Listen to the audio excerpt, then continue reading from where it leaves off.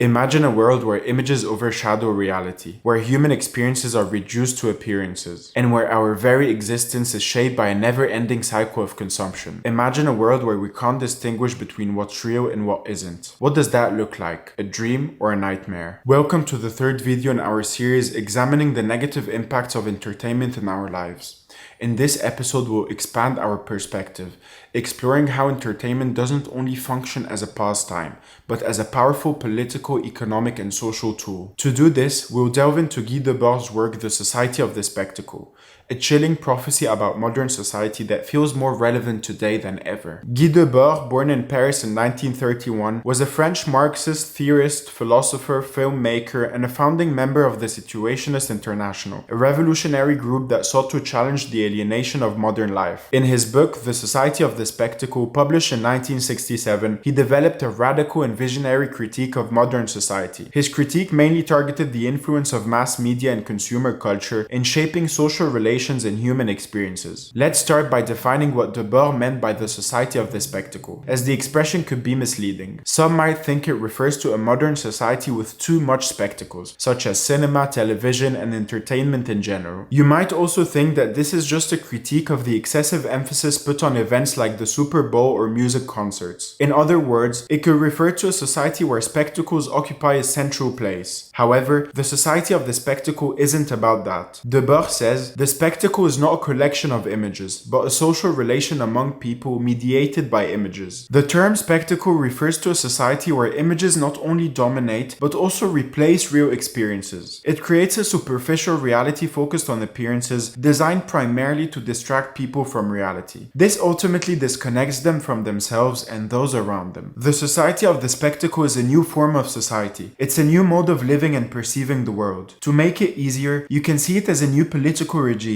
A political regime is the system by which power is exercised within a society. For example, you have monarchies, democracies, or totalitarian regimes. In these examples, you can clearly determine who holds the power in the country, whereas in the society of the spectacle you can't. One thing is sure, it isn't the people. Who is it then? Well, we don't know, because the society of the spectacle is a society of secrecy and diversion. It's a society where things happen normally, like in any other society, but where we don't know who is pulling the strings. Its main objective is to divert people's attention by hiding the real and promoting the irrelevant. This is the spectacle itself. Does this description fit a specific country? In reality, it's any country with a globalized capitalist system. And this leads us precisely to the core of Guy Debord's criticism. In modern societies, regardless of the political regime in place, capitalism is so dominant and powerful that it takes the upper hand. It wouldn't be delusional to say that we're being more controlled by big tech, big pharma, and big finance than by any other government. We're being controlled by private companies that aim to generate more revenue through mass consumerism and in turn promote a specific way of life through mass media. Debord says, the autocratic reign of the market economy which had exceeded to an irresponsible sovereignty and the totality of new techniques of government which accompanied this reign. He criticizes the market economy for gaining too much power and behaving irresponsibly to fulfill its own agenda, which is mass consumption. Political regimes now are nothing but a front, a mask, or in other words, a spectacle. The rulers are no longer kings, presidents, or prime ministers, but the market economy. For Debord, this is the first time that the ruler is an economic agent instead of a political one. So what's the problem with that? And what are its effects on our daily lives? The first thing we can say is that with the emergence and development of modern capitalism, the spectacle has gradually become the world's main political regime. Today, it operates on a global scale, so everyone is subject to the same agenda and the same spectacle. However, it takes different forms in different parts of the world, depending on the local culture, on the population's awareness, and on the government in place. Even though we can still differentiate between different societies and different cultures, these differences are slowly blending in into a single way of life. Whether it's the way we entertain ourselves, what we eat, drink, wear, or even think, everything is slowly becoming standardized and commoditized. Instagram, Netflix, TikTok, Apple, and Nike are all common global references that shape our behavior and identity. The economy is slowly becoming more centralized, with large companies acquiring smaller ones to enter new markets and expand their range of products and services. This trend has led to only a few companies producing nearly everything we consume, ultimately leading to the standardization of our culture and behaviors. You could argue that Debord's critique isn't groundbreaking. as it's clear just by observing our surroundings that everything has been transformed into a commodity and has been homogenized. It appears as just another critique of modern capitalism. Nothing new. Well, you'd be wrong. The new subtlety added by Debord is the creation of the spectacle by the market economy or by capitalism. And here lies the main difference of his critique. So what's the objective of the spectacle? The spectacle aims to produce the same passive and predictable individual everywhere, a spectator. This new being is a passive consumer instead of an active participant in society. The spectator sacrifices his authenticity to fit in society and isn't a decision maker in his life anymore. He is a passive human being who just awaits orders to execute them. If you're being told what to wear, listen to, watch, eat, and think, then where's your contribution? This is the ideal person for the market economy. Someone who doesn't think, rebel, or create. They just obey and consume. They don't intervene as long as they are fed and entertained. This reminds me of the Roman poet Juvenal's saying, bread and circuses. Both Debord and Juvenal highlighted how people are easily pacified and controlled through distractions. What about creativity, challenge, growth, and ambition? It seems like these words have become a thing of the past. They're not included in the Spectator's dictionary. This also reminds me of Friedrich Nietzsche's concept of the last man. I recommend checking out the video linked in the top right corner to explore how these ideas are closely related. So how does one become a spectator? How does a society of the spectacle gradually take shape, reducing each individual to a passive spectator? This happens through what Guy Debord calls separation. It gets a little complicated here, but don't worry. The concept of separation can be explained using a very simple and relevant example. But first, I want to read you a quote from the book that will give you an idea of what it's all about. Just as early industrial capitalism moved the focus of existence from being to having, post-industrial culture has moved that focus from having to appearing. Now consider how social media platforms like Instagram create a world where capturing and sharing the moment online is more important than living those moments. A person might be more concerned in a music concert to share the moment online, the picture or the video of the concert, than to actually dance and enjoy the music. And that creates a separation between the person and the reality of the moment, because the experience itself becomes secondary to the image of the experience. And that's why Debord says that appearing becomes more important than being or having. This turns people into passive objects and turns commodities into active living forces, so that people's identities are more shaped by what they consume rather than their own actions. This creates a situation where people no longer directly experience the world around them.